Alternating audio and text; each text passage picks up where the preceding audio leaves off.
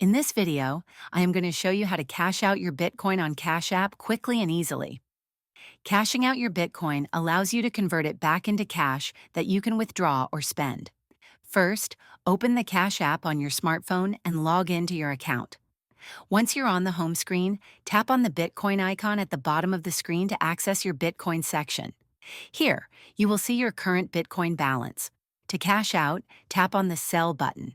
You will be prompted to enter the amount of Bitcoin you want to sell. You can choose to sell a specific amount or sell all your Bitcoin. After entering the desired amount, Cash App will show you the estimated cash value based on the current market price. Review the transaction details, including any fees that may apply, and if you're satisfied, confirm the sale by tapping on the Sell button again. The cash equivalent of your Bitcoin will be credited to your Cash App balance. Once the sale is complete, you can withdraw the funds to your linked bank account or use them for purchases directly from your Cash App balance.